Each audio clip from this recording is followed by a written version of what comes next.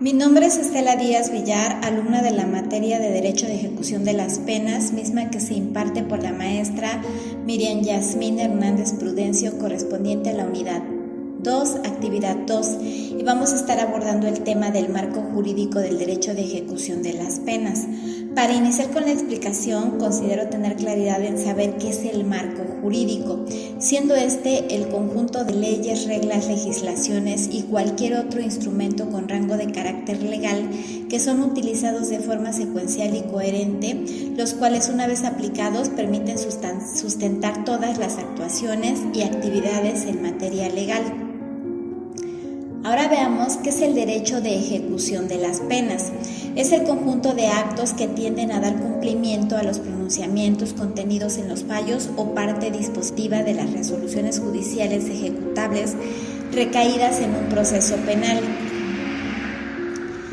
Hablemos del sistema de justicia en México y sepamos que en la Constitución Política de los Estados Unidos Mexicanos, en 1917 consideraba que los individuos en prisión eran degenerados. Medio siglo después, en 1965, se les promovió a la calidad de desadaptados. Con el nuevo sistema de justicia penal en 2008, con la reforma al sistema de justicia penal, se produjo un cambio de enfoque al introducirse el concepto de reinserción social al sistema jurídico mexicano.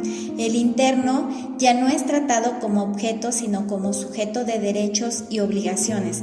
Las normas se interpretan a partir de los principios de dignidad, igualdad y otros que se invocan inherentes a los derechos humanos, respetando sus garantías individuales. En el artículo 18 de la Constitución Política de los Estados Unidos Mexicanos, en 1917, el texto original del artículo era el siguiente: garantías de los reos sentenciados y establecimiento del sistema penal. Solo por delito que merezca pena corporal habrá lugar a prisión preventiva. El lugar de esta será distinto y estará completamente separado del que se destinare para la extinción de las penas. Los gobiernos de la Federación y de los estados organizarán sus respectivos territorios, el sistema penal, colonias penitenciarias o presidios sobre la base del trabajo como medio de regeneración. Veamos el recuento de las reformas del artículo 18 constitucional a lo largo de la historia. La primera fue publicada mediante decreto el 23 de febrero de 1965. La segunda fue publicada el 4 de febrero de 1977. La tercera el 14 de agosto de 2001. La cuarta y la quinta, que son las principales que se analizan en el trabajo presente, fueron publicadas el 18 de junio de 2008 y el 10 de junio del 2011 respectivamente. Otra reforma publicada fue el 2 de julio de 2015 y la última fue realizada el 29 de julio del 2016. En la reforma del 2008 al artículo 18 de la Constitución se cambia el delito que merezca pena corporal a delito que merezca pena privativa de libertad como condición para la prisión preventiva, centrándose en aquellos delitos que impliquen la compurgación de la pena al interior de la prisión. El párrafo segundo, que establecía que tanto la Federación como las entidades federativas eran encargadas de tutelar las penitenciarías, ahora establece un sistema penitenciario que se organizará sobre las bases de trabajo, la educación, la salud y el deporte, como medio para lograr la reinserción del sentenciado a la sociedad, procurando que no vuelva a delinquir. En la reforma del 2011 al artículo 18 se enmarcó el reconocimiento y la protección de los derechos humanos. Es el resultado de un proceso jurídico lento que ha ido gestándose con el paso del tiempo dentro de los niveles no solo nacionales, sino también internacionales. Además, se añade un elemento trascendental, ya que no es requisito previo contar con un título de licenciado en Derecho para notar los abusos que existen dentro del sistema penitenciario. Así, con el reconocimiento de los derechos humanos en el sistema penal, evitaría que las violaciones a estos continuasen. Bien, ahora veamos el objeto del sistema penitenciario. Una vez comentadas las reformas anteriores del artículo 18, llegamos a lo que actualmente es la base de la materia penal y sus ejecuciones. Hablamos del sistema penitenciario, iniciando con su objetivo. En el artículo 18 constitucional se menciona que el objeto de dicho sistema es lograr la reinserción social de las personas privadas de la libertad con base en el trabajo, la capacitación, la educación y la práctica de valores morales. Las mujeres compurgarán sus penas en lugares separados de los destinados a los hombres para tal efecto.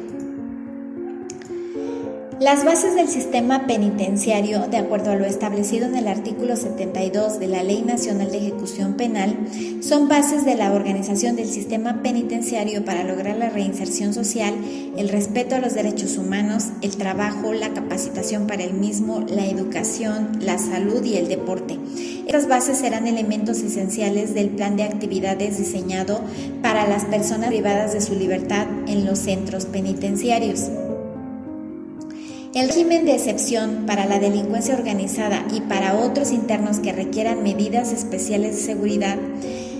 Respecto a los párrafos 7 y 8 del artículo 18 en cuestión, se aborda que los sentenciados, en los casos y condiciones que establezca la ley, podrán compurgar sus penas en los centros penitenciarios más cercanos a su domicilio, a fin de propiciar su reintegración a la comunidad como forma de reinserción social. Esta disposición no aplicará en caso de delincuencia organizada y respecto de otros internos que requieran medidas especiales de seguridad. Para la reclusión preventiva y la ejecución de sentencias en materia de delincuencia organizada se destinarán centros especiales. Las autoridades competentes podrán restringir las comunicaciones de los inculpados y sentenciados por delincuencia organizada con terceros, salvo el acceso a su defensor, e imponer medidas de vigilancia especial a quienes se encuentren internos en estos establecimientos. Lo anterior podrá aplicarse a otros internos que requieran medidas especiales de seguridad en términos de la ley. Bien, ahora veamos el artículo 21 constitucional. Este artículo tuvo una reforma importante el 8 de junio del 2008. En esta se agregó el tercer párrafo que dice lo siguiente: la imposición de las penas, su modificación y duración son propias y exclusivas de la autoridad judicial. Esta adición tiene para la materia penitenciaria aspectos positivos, ya que es la competencia del Poder Judicial la modificación y control de las penas previstas o determinadas por los jueces en los casos penales que la ley ponga a su juicio, lo cual fundamenta la judicialización de la ejecución de la pena de prisión para la creación del juez de vigilancia de la ejecución de la pena, de la ejecución penal, y cuya buena estructuración podría en mucho limitar los abusos que se cometen en contra de los internos en las cárceles y abrir un camino legítimo y legalizado para la defensa de los derechos que conservarán durante la ejecución de su pena y que no son afectados por la sentencia. Y para ello vamos a hablar de las competencias del juez de ejecución penal, mismas que están establecidas en el artículo 25 de la Ley Nacional de Ejecución Penal, y estas son las siguientes: garantizar a las personas privadas de libertad en el ejercicio de sus atribuciones el goce de los derechos y garantías fundamentales, garantizar que la sentencia condenatoria se ejecute en sus términos, salvaguardando la invariabilidad de la cosa juzgada con los ajustes que la presente legislación permita, decretar como medidas de seguridad la custodia de la persona privada de la libertad que llegue a padecer enfermedad mental de tipo crónico, continuo e irreversible a cargo de una institución del sector salud, representante legal o tutor que se le brinde atención, trato y tratamiento de tipo asilar.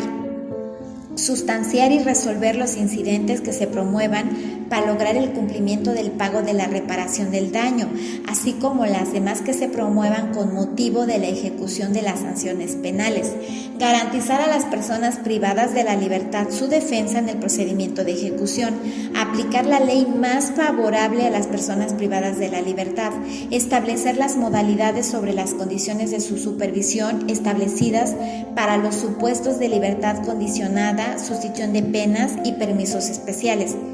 Rehabilitar los derechos de la persona sentenciada.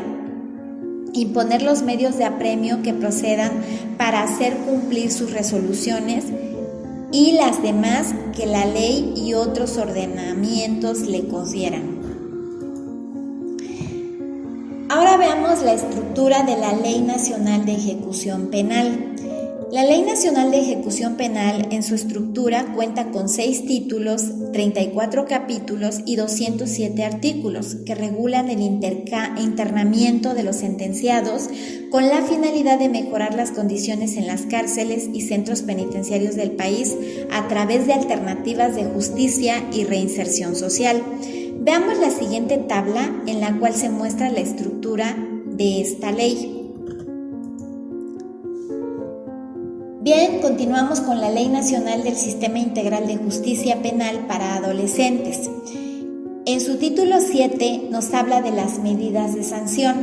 El fin de las medidas de sanción es la reinserción social y reintegración de la persona adolescente encontrada responsable de la comisión de un hecho señalado como delito para lograr el ejercicio de sus derechos, así como la reparación del daño a la víctima u ofendido en los términos descritos en la ley.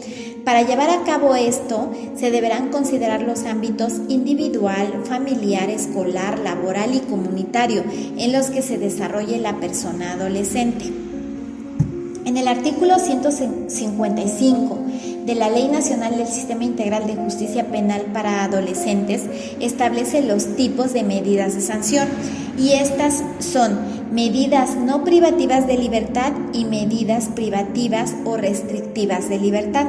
Las no privativas de libertad son las siguientes: la amonestación, el apercibimiento, prestación de servicios a favor de la comunidad, sesiones de asesoramiento colectivo y actividades análogas, supervisión familiar, prohibición de asistir a determinados lugares, conducir vehículos y de utilizar instrumentos, objetos o productos que se hayan utilizado en el hecho delictivo, no poseer armas, abstenerse a viajar al extranjero, integrarse a programas especializados en la teoría de género en caso de hechos tipificados como delitos sexuales y, por último, la libertad asistida.